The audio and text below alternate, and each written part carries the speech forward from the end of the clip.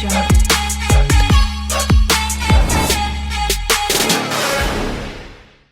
नमस्कार, मैं प्रतीक सहगल एक बार फिर आप लोगों के सामने आज पर्सनल फाइनेंस से जुड़ी हुई बातें लेके आया हूँ। पिछली बार मैंने कवर किया था कि जनरली लोगों को दिक्कत आती है कि हम इन्वेस्टमेंट क्यों करें या सेविंग्स क्यों करें। तो आज उस चीज़ को आगे लेके बढ़ाऊंगा कि ये क्यों जो है ये बहुत ज़रूरी है क्लियर होना। जनरली लोगों को क्यों क्लियर नहीं होता है। हम पैसे तो अच्छा कमा लेते हैं, आज हमें बचपन से सिखाया जाता है कि भाई पढ़ाई कर लो, आपको पैसे कमाने हैं या आपको बड़ा आदमी बनना है या जो भी है। पर हमें आज तक बचपन से ये या तो फैमिली में या तो स्कूल में या कहीं भी ये चीज़ नहीं सिखाई गई है कि पर्सनल फाइनेंस कैसे मैनेज किया जाता है या सेविंग्स कैसे की जाती है या इन्वेस्टमेंट कैसे किया जाता है। पहले तो सेविंग्स और इन्वेस्टमेंट यानी आप बचत करना चाहते हैं या पैसे को बढ़ाना चाहते हैं, दोनों का क्या डिफरेंस है, क्या मूलभूत दोनों में फ़र्क है, वो हमें पता होना चाहिए। इंडिया में सेविंग्स की आदत शुरू से ही है, हमारे एंसेस्टर्स से ये चीज़ चली आ रही है। सेविंग्स एक बहुत ज़रूरी है, हर जो गृहिणी होती है वो अपने पैसे जो उनके पास आते हैं उसमें से बचाने की वो उनको हैबिट लगी रहती है। बट पहले सेविंग्स क्यों चल जाती थी कि पहले हमारे देश में इन्फ्लेशन नहीं हुआ करता था। मैं बात कर रहा हूँ 1950 से पहले की। तो इस वजह से वो सेविंग करें ना करें, इन्वेस्टमेंट करें ना करें, दोनों चीज़ों का इतना बड़ा डिफरेंस नहीं था। सेविंग करें वो इनफ था। अमूमन सेविंग इतनी ज़रूरत नहीं हुआ करती थी। बट जैसे जैसे महंगाई दुनिया में देश में आई, जैसे कि यूरोप कंट्रीज में 1950-60s के बाद महंगाई शुरू हुई, वैसे ही इंडिया में भी महंगाई शुरू हुई। तो जब महंगाई होती है तो इन्वेस्टमेंट बहुत ज़रूरी हो जाता है। रीज़न ये है कि आज अगर आपका जो इन्वेस्टमेंट है वो आपकी महंगाई को नहीं ब्रेक कर पा रहा है तो आपकी जो पैसे की खरीद शक्ति है वो देखा जाता है कि वो कम होती जाती है। मैं आपको एक एग्जांपल बताऊं, 1980 की अगर बात करूं तो उस समय किसी का अगर घर चलना है तो 1000-2000 रुपए की मंथली इनकम से चल जाया करता था। 20 साल आगे की बात करूं, 2000 की बात करूं तो एक मिडिल क्लास फैमिली या लोअर मिडिल क्लास फैमिली अपना जीवन 10-20 हजार रुपए में निकाल लेते थे। उसके आगे 20 साल यानी कि 2020 की बात करूं तो वही पैसा अब 50,000 के आसपास हो गया है। तो वही खरीद शक्ति जो 1980 में 1000 रुपए की थी वो आज 50,000 पे पहुंच गई है। ये महंगाई का असर है। मतलब जो चीजें तब 10 रुपए में आया करती थी या 1 रुपए में आया करती थी वो आज 10 या 100 रुपए में मिलने लग गई हैं। आप एक सिंपल एग्जांपल ले लीजिए, आप सब वाकिफ होंगे, पेट्रोल की अगर मैं बात करूं तो पेट्रोल आज से जब हमने अपनी फर्स्ट टाइम हमें अपनी गाड़ी मिली सन 2000 में 1998 के टाइम पे, तब हमें 30 रुपए लीटर पेट्रोल मिल जाया करता था। आज वही पेट्रोल 98-100 रुपीज़ के आसपास पहुंच गया है। यानी मैं सीधी सीधी बात करूं कि ये 20-25 साल में जो पेट्रोल की कीमतें हैं वो 3 गुना से ज़्यादा हो गई हैं। इसी तरह से हमारी जो ग्रॉसरी है, वेजिटेबल्स है, हर चीज़ धीरे धीरे बढ़ रही है। चाहे वो प्रॉपर्टीज़ हो, जो प्रॉपर्टी 1998-2000 में 4-5 लाख में मिल जाया करती थी आज वो 2 करोड़ से नीचे नहीं मिल पाती है, इससे भी ज़्यादा होगी। तो ये सब क्यों होता है? ये सब आपके इन्फ्लेशन की वजह से होता है। हर साल हमारे देश का इन्फ्लेशन 7-8% के आसपास रहता है। अब इंडिया की बात करूं तो इंडिया जो हमारा देश है वो ग्रो हो रहा है 12% से। एवरेज 12% किस हिसाब से होता है? तो जीडीपी है वो 7-8% है और इस समय इन्फ्लेशन जो है वो 5-6% के आसपास है। तो अगर मैं इन दोनों को जोड़ दूं तो लगभग लगभग 11.5 से 12.5% के बीच में आके बैठता है। तो इतनी परसेंटेज की ग्रोथ से हमारा देश तो आगे बढ़ रहा है, यानी वो इन्फ्लेशन को तो बीट कर रहा है। पर क्या आप और मैं इस इन्फ्लेशन को बीट कर पा रहे हैं कि नहीं कर पा रहे हैं, वो सवाल हमको अपने आप से पूछना है।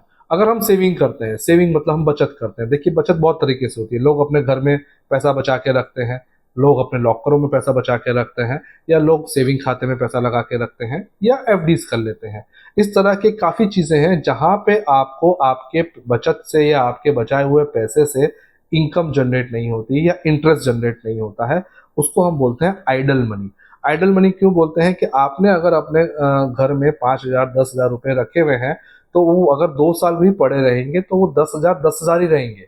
बट दिक्कत क्या है कि वो 10,000 की खरीद शक्ति जो आज है वो 2 साल बाद नहीं रहेगी, वो कम होगी। क्यों कम होगी? क्योंकि 2 साल में महंगाई दर उसमें जुड़ जाएगी। जो चीज़ आज 10,000 की आ रही है वो शायद 2 साल के बाद 11,000 या 12,000 की मिलेगी। तो 2,000 रुपए का जो ये वृद्धि हुई है ये हमारा नुकसान है अगर हम वो बचत, वो पैसे बचाए हुए घर में रखते हैं या ऐसी जगह रखते हैं जहां हमें उसके ऊपर इंटरेस्ट कम मिल रहा है। मैं आपको एक सिंपल एग्जांपल दूं, मेरे पास ऐसे बहुत सारे केसेस आते हैं खासकर कोविड के बाद, कि जब लोगों ने अपना घर चेंज किया या घर की साफ सफाई करी, तो उनको बक्सों में कुछ पुरानी करेंसी मिली, कुछ पुराने शेयर्स मिले, एफडीज मिली, और ये सब चीजें, डॉक्यूमेंट्स मिले जो उनके एंसेस्टर्स छोड़ गए थे।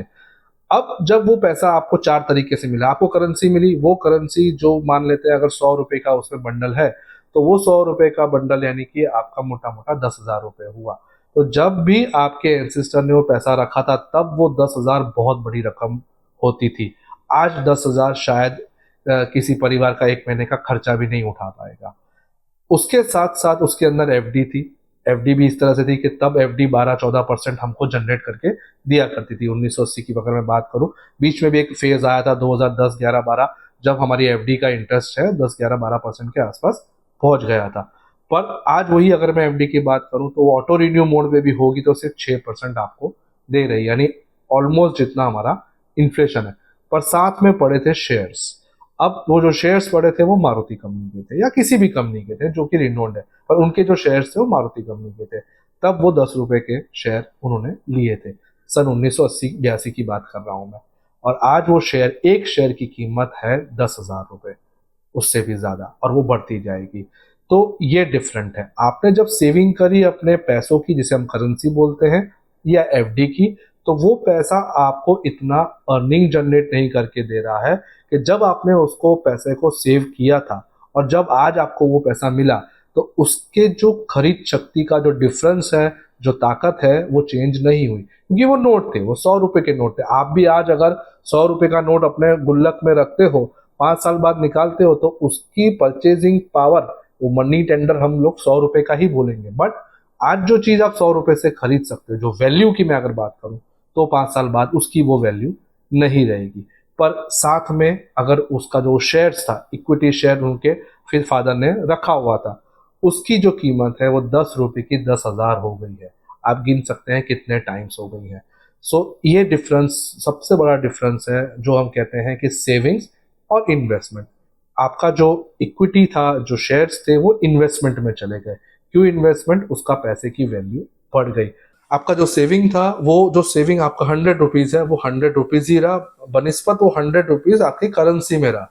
खरीद शक्ति में 100 का शायद 50 या 40 रुपए रह गया होगा, या उससे भी कम, पर ज्यादा नहीं।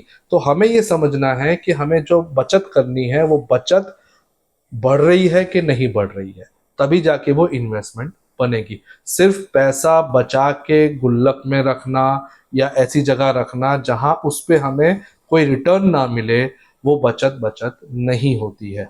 खाली हमारी मन की तसल्ली होती है कि इतना पैसा पड़ा है, पर हम कहीं ना कहीं वो पैसे की ग्रोथ को रोक रहे हैं, कम कर रहे हैं, या उल्टा गिरा रहे हैं, क्योंकि वो आइडल मनी पड़ा हुआ है। अब ये मेजर डिफरेंस है जो हमको, आपको, सबको समझना है कि सेविंग करनी जरूरी है, बट सेविंग सही दिशा में करनी जरूरी है ताकि वो इन्वेस्टमेंट में आए। अमूमन इस देश में हम लोग 3 चीजों को इन्वेस्टमेंट की श्रेणी में रखते हैं। पहली प्रॉपर्टी, रियल एस्टेट आप बोल लीजिए, दूसरा गोल्ड, और तीसरा इक्विटी।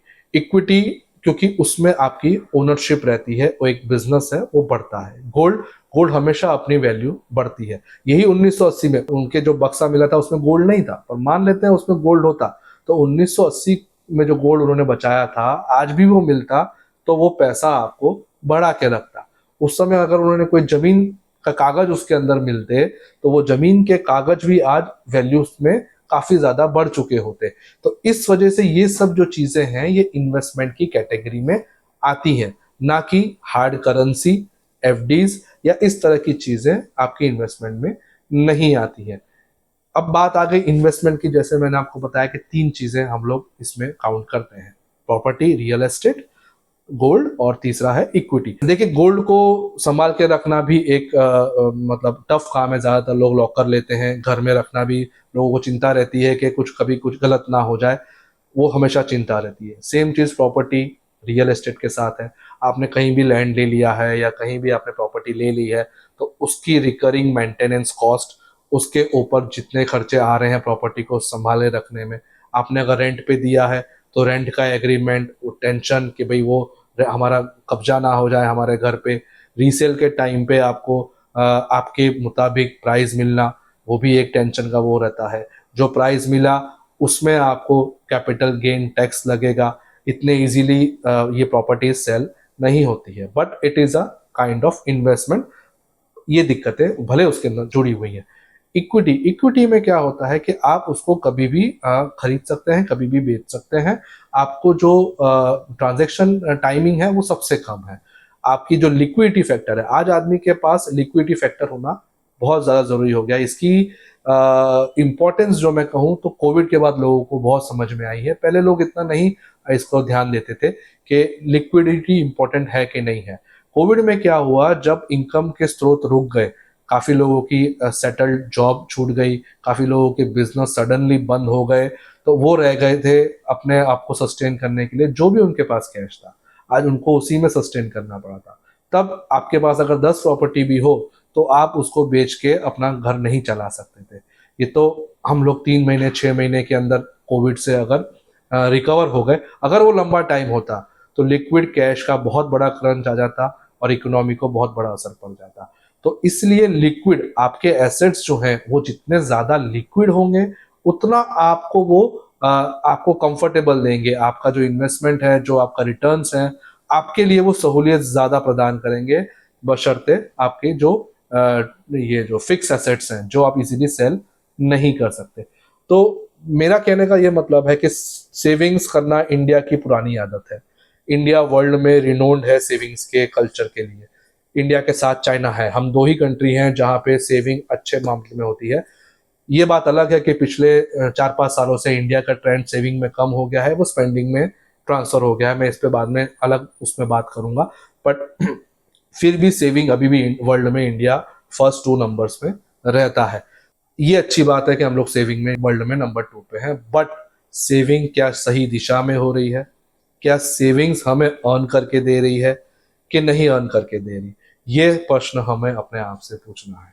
इसीलिए कहा जाता है कि आप एक अच्छे इन्वेस्टर हैं, आप एक सफल इन्वेस्टर हैं, ये आपको अपने आप से हमेशा बात करते रहनी चाहिए। क्योंकि इन्वेस्टर वो होता है कि जो अपने पैसे से पैसा बना लेता है। क्यों बनाना चाहिए, क्यों इन्वेस्टमेंट करना चाहिए, क्यों सेविंग करना चाहिए? Future uncertainty. इस समय इतना कंपटीशन है, चाहे वो जॉब्स हो, चाहे वो बिजनेस हो, कि आज हमें कल का आइडिया नहीं है। तो जब आप अर्न कर रहे हैं तब आपको मैक्सिमम सेव करना है। क्यों सेव करना है? क्योंकि अभी आपकी अर्निंग फ्लो चालू है, शायद कल कम हो जाए, बंद हो जाए या बढ़ जाए, पर आपको अगर सेविंग की हैबिट है और वो भी इनटू राइट इंस्ट्रूमेंट्स, तो आपको आगे जाके दिक्कत नहीं आएगी। Because your money will keep you paying the amount. आपका घर खर्च, आपका बचाया हुआ पैसा बना सकता है, चला सकता है। सो ये ताकत होती है एक अच्छी जगह हम जो सेविंग करेंगे, जो इन्वेस्टमेंट करेंगे। आज ये जो टॉपिक है क्यों, इस पे मैं इतना ही बोलूंगा ये वीडियो के अंदर। आपको अगर मेरे वीडियोस अच्छे लग रहे हैं तो रिक्वेस्ट करूंगा आप लाइक सब्सक्राइब जरूर करें, आप बेल बटन भी दबाएं ताकि मेरे अपडेटेड वीडियोस आपको मिलता रहे। हमारा इंस्टाग्राम चैनल भी है, उसकी लिंक आपको नीचे मिलेगी, उस पर भी आप फॉलो जरूर करिएगा, क्योंकि हम डेली कुछ ना कुछ उसके अंदर एक मैसेज डालते हैं जिससे आपको पता चले कि आप अपने जो भी इन्वेस्टमेंट जहां भी कर रहे हैं, जैसे भी कर रहे हैं, वो सही दिशा में चल रहा है कि नहीं चल रहा है। अगर आपको कोई भी डाउट हो इस वीडियो को लेके या पर्सनल फाइनेंस को लेके, तो आप मुझे जरूर बिना हिचक कॉल करें, कभी भी कॉल करें। हम लोग अवेलेबल हैं 9 to 7 वर्किंग डेज में। संडेज भी आप मैसेज ड्रॉप कर सकते हैं, तो हम आपको कनेक्ट करेंगे। Thank you audience.